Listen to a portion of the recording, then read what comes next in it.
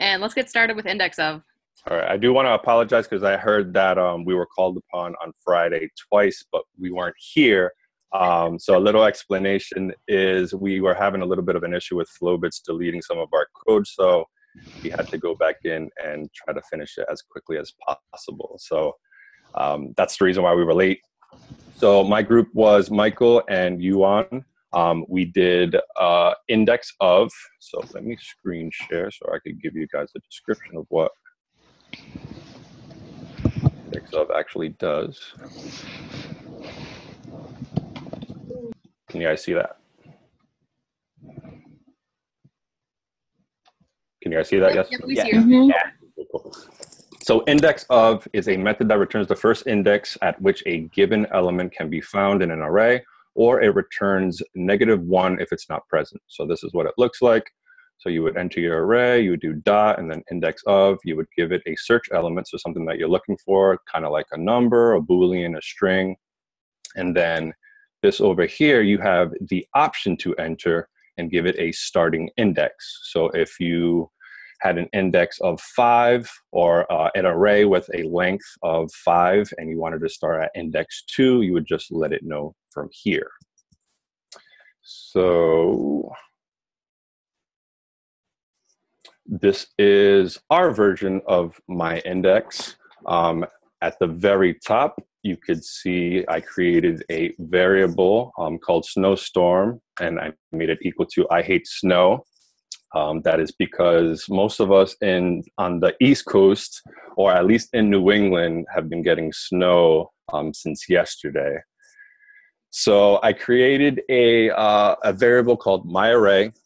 It basically has different things in it. So it has number, it has a string, it has a Boolean, a few more strings, a few more Booleans, another string, and then we have that variable that we created up top. So I put comments underneath to make it easier for people to see the actual index that we're referring to when we're going through everything. So my indexOf has a function, or is a function, that takes in up to 3 parameters. So just like the original indexOf, start index is optional. So it takes in an array, the value that you're looking for, and then once again, this is optional. So we run through and check our first condition to see if start index was actually entered. If it wasn't entered, it's going to be equal to undefined, at least from our understanding. And then we're going to run through every single index in our array and check to see if the element at a particular index is the same or equal to the value that we're looking for. If it is, we return that index. If it isn't, we return -1, saying that that particular value wasn't found in our array. Our next condition would be if our starting index was greater than 1. So once again, we created a for loop to go through the entire array, but this time we're going to check to see if our start index is equal to the particular index inside of our array. So once it reaches that particular point and the value inside of that index is equal to the value that we're looking for, it returns J. Now, the reason why we did it this way, I'm sure there might be a better way, was originally we had 2 if statements. So we were checking to see if this was true, and then we were checking to see if this was true. So in order to just combine them, we just did it as one if statement. So same thing as the above condition. If it finds it, it returns the index. If it doesn't, it returns -1. And then lastly, we're checking to see if our starting index is a negative number. So we go through our loop once again, but this time we're going to check the array's length and we're going to add our negative number to it. So for example, if we say we want to start at -1 and the length of our array is 8, we're actually going to start at index 7.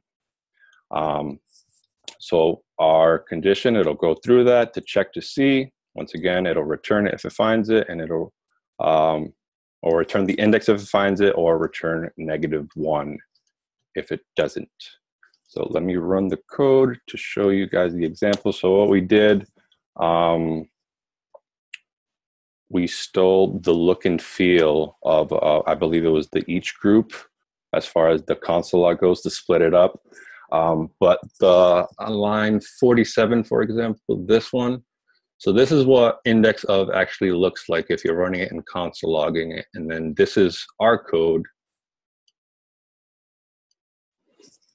So it should return, or should say that it found the value of 2 inside of index 0. Same thing with our code. And if you look down in the console, it does.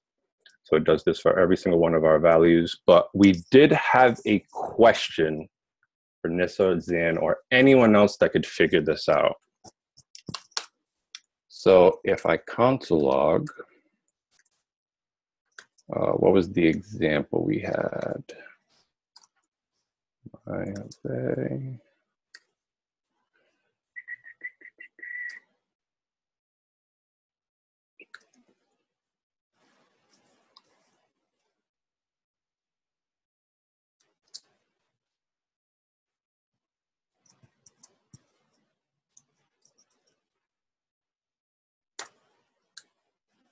Why does that work? It returned 3, which is correct. It's at index 3. But why does it work? You're saying that you're giving it a starting value of -14, which would be longer than the the length of our array. So it would return a negative number if we were following the code that we did here, unless it's just automatically converting it into undefined, since there are no negative indexes. I think that it probably has default behavior where if you enter a start index that's like less than, somehow outside the range of what you have, it just defaults to searching your entire array. Like if you pass like an inappropriate number, it'll just search everything. Okay. Because we tested it on both the actual indexOf and then the one that we created, and they both work. They both return the index, even though it's like truly negative. Because the way that it's working down here, for anyone who doesn't understand what we did, if you enter a negative number, at least the way that I interpreted it, it's looking at the length of your array. In this case, it would be 8, and then it minuses 2, so that would give you 6, and then that would be the starting index. Same thing with here. I know this looks kind of funky, but it's basically just saying, what's the length of your array, then minusing a particular number for me, and then that's going to be your start point. But if we did that with this, it's still going to be negative. But look at your code, like on lines like 36 and 37. If start index is less than 0, you're just going to go through, write array.length, or you're going to set it to a new start index. And then basically it's on line 38. You're just checking to make sure k is greater than or equal to the new start index. So it's always going to be greater than or equal to like a really big negative number. Yeah, it works with our code, and I thought maybe we did something wrong, but then it actually works with indexOf as well. So that's why we were just curious about it. Yeah, nice job. We got 2 more groups we got to still get through. But any questions for indexOf group? Great presentation, guys. A lot of good information there. I like how you dealt with the negative numbers. That was... I have a question. So on line 38, aren't you still going through the entire array, since k is always greater than or equal to new start? No, never mind. I see it now. I got it. Never mind. The line above it, does that explain it? Yeah, I got it. Okay, cool. I'm good. All right, Filter. You're up, Filter. Thanks, guys. Okay. All right, so we got Filter. I'm going to set this to share screen.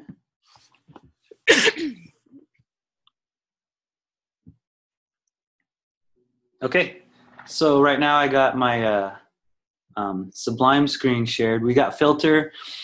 Filter simply, wait, let me move some of this stuff. Filter simply iterates over array and pushes value of each index that passes the conditions of a callback to a new array, and then it returns that new array. Let's see. So our filter function requires simply the array, then the callback. We define the array in, or we define the new array that we're going to return at number 9. And at 10, we have a simple classic iteration loop that will do essentially the for each throughout the entire array.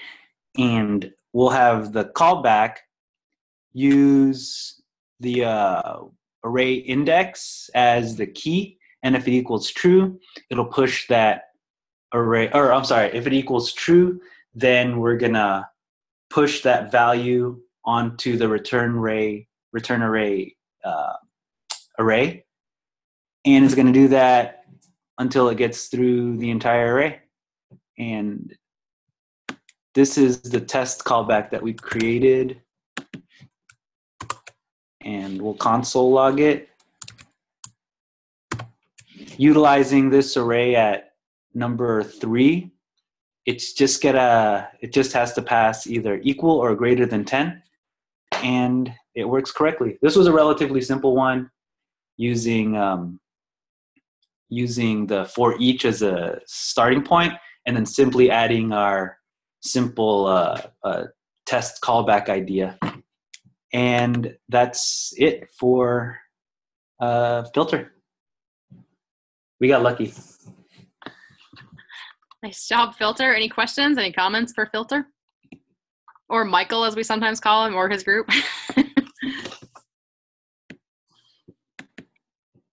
Michael, do you guys think you could take on a little refactor and make it work for both objects and arrays? Good question. We were thinking about that, but we didn't have time to explore it for the object version of the for each. Mm-hmm. And we would have done that first. Obviously, that would have been the place to start. And because we didn't have time to do it with the for each, we couldn't move further with the filter. So we decided not to. Is there anything you'd like to add or maybe show us regarding objects? We didn't get to see what that looks like. Well, I was just thinking about it real quick. Would we somehow check it and then do a for in loop to of course. Yeah. So I'm not sure though how you combine this. Maybe you could check if it's an object or an array, and then a for in loop to push any values. I'm trying to think of what the callback would be, like in an object of like a certain type. Yeah, you could technically push an array. We'll just do a quick test as to whether it's an array or an object. Is that what you're suggesting? Yeah, so you could just do like, if it's an array, then do the regular for loop, and if it's an object, the for in loop, I'm thinking. Okay.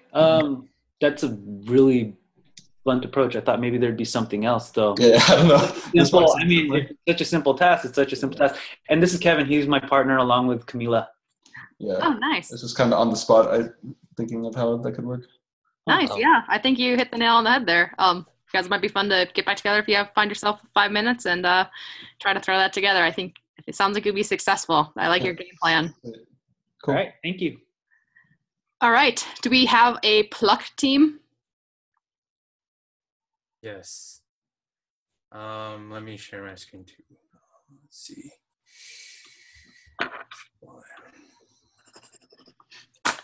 All right, so we did pluck. It's pretty much the same kind of idea as filter, except it takes an item out of the array and then puts it into a new array. So basically, for our rewrite the function, we used variable myPluck equal to the function.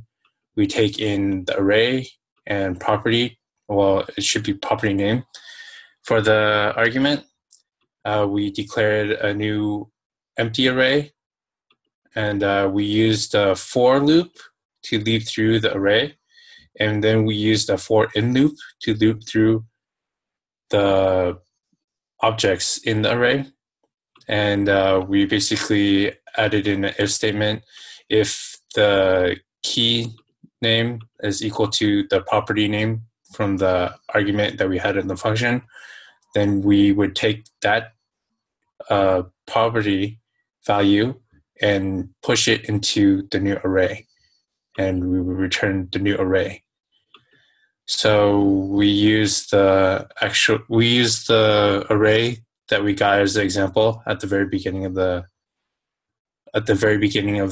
prompts, and we passed in the array products and chose category. And if we console log it and we run it, we get books, books, books, and music, because we only have we shortened it to only 4 items. So it went through and it plucked all the category property values and then put it into a new array and printed it out.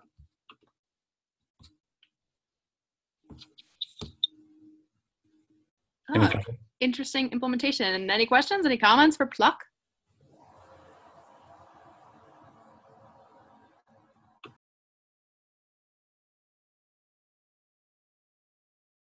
So you, Nelson, were anticipating dealing with an array of objects.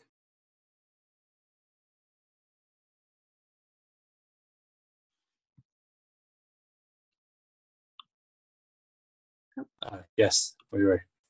Cool. Awesome. Same for you guys as last time. If you wouldn't mind just like pasting your code in Slack, that way we can all kind of like contrast and compare to other solutions. That would be cool.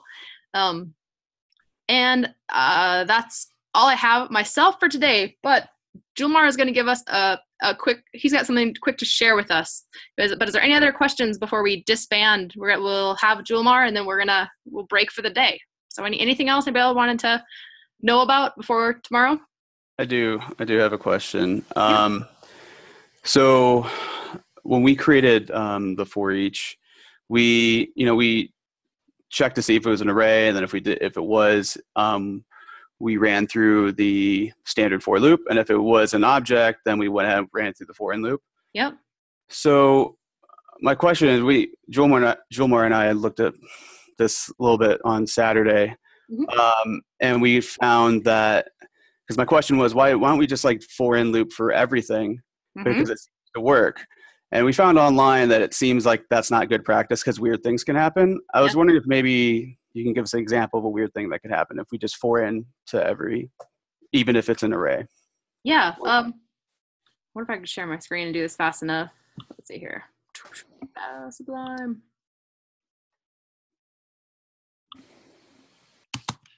Okay. Let's do this really fast. So if I have an array, it's like this.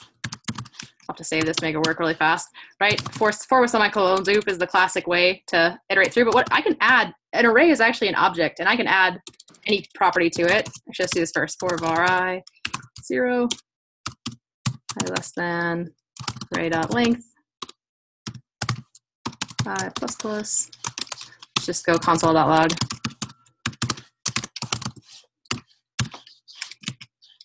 First of all, with for in loops, actually for in loops that it should still be in order, but let's do this here. Var key in array. Console.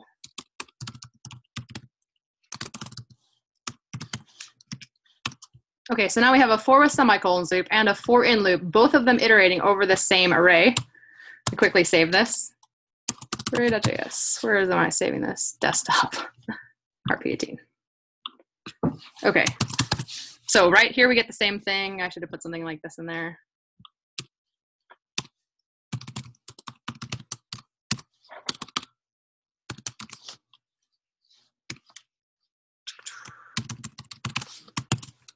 Okay. Oh, that wasn't what I expected. All right, sorry. 1, 2, 3, 1, 2, 3. Right? They're doing the exact same thing, but in an array, I can add actually any property. We've been doing things like this, right? Hey, array 4, I want you to equal. Let's make it equal to a string, and it shows up just like we expect. 1, 2, 3. Why is that undefined? Oh, because I don't have 4 indexes. That's right. I should have added it to array 3. Okay, 1, 2, 3, 4. 1, 2, 3, 4. Well, these all are numerical indexes, right? Index 0, index 1, index 2, and now I'm saying, hey, add this at index 3. But arrays are just like objects. I can actually say, hey, array dot a a new property equals, hey, I'm in an array. I'm in an. When I hit build, what do you guys think is going to happen? Let me make this bigger. Are we going to see this in any of our for loops? Are we going to find this thing? Let me move this. I think it will show up in the for in loop. Wow, there it is. Hey, I'm in an array. For in loop is going to pick up on a lot of non-enumerable properties. Sorry, not enumerable, but not numerical indexed properties. A for loop is always going to go in order. It's always going to give us exactly what properties there are that are associated with a numerical index, right? I can add whatever I want to the array, but the for with semicolons loop is only going to care if it has a numbered index. The for in loop is going to print out everything, every property that has been added to an array. So you can add anything, right?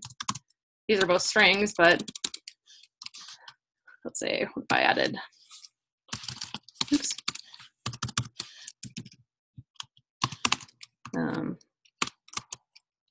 Also inside.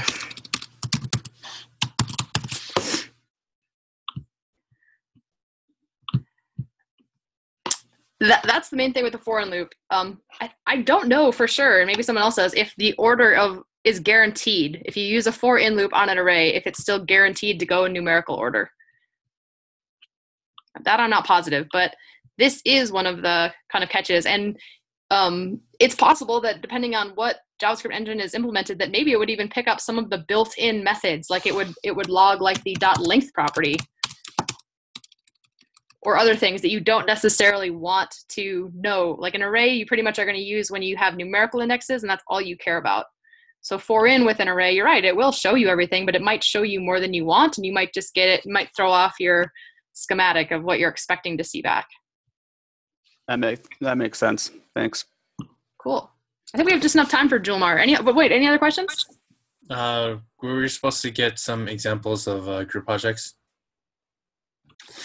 Yes, I said I was going to do that, and I have not gotten clearance from those people yet, but I will try to do it by tomorrow.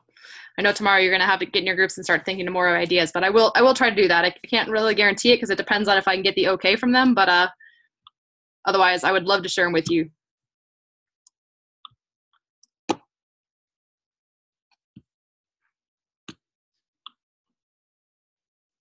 Okay. All right, Julmar, it's all you. All right, so I'll try to make this quick since we only have 4 minutes left of class.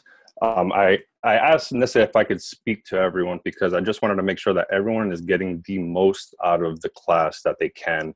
I know that we all have different experiences. We all have different expertise levels. Some of us are really, really good. Some of us are coming into this not knowing as much as we thought we did. I'm one of them. I've worked with a lot of you, and I could honestly say every single one of you is better than I am. So please have more confidence in yourself. If you feel like you're not as smart as someone or that they're getting it a lot faster than you. Everyone has different learning styles and mindsets. Everyone has different personalities. And I know being paired with someone that you've never met before or in a group of people that you've never met before can be intimidating, especially if they're just breezing through the content and you're looking at the code like, what the hell does that say? But you're really doing yourself a disservice if you're not speaking up and saying, hey, can you break down what that is or what it's doing here? Because if you just stay quiet and tell them, yeah, I totally understand it, you're going to spend more time working on it on yourself or later on down the road. And especially if we're going to be in either the immersive or the remote classes, if we get into it, we're going to be in the same situations. So you want to try to get into out of that bad habit now. And just speak up. Trust me, everyone in here joined the class at the end of the day to learn, whether that's to learn how to code or to explain to another person how to code. Because if you're able to explain your mindset and the way that something works, you have a good understanding of that particular topic. So I don't want anyone to be shy and feel like, oh, I feel dumb or I'm being a pain in the butt if I'm asking too many questions about a particular topic, when at the end of the day, it's good experience for both you and the person that you're asking. So that's my, I'll get off my soapbox, and that's all I have for today. I don't have anything to follow that up. That was awesome, Jomar. True point. That may be the hardest thing that you learn in this course to do, is to speak up and say when you need help. It's hard to do. Great job. I love the pep talk. Thank you, Jomar, for volunteering to give that. On that note, we were going to see you guys tomorrow. Good night. Good morning still. Ooh.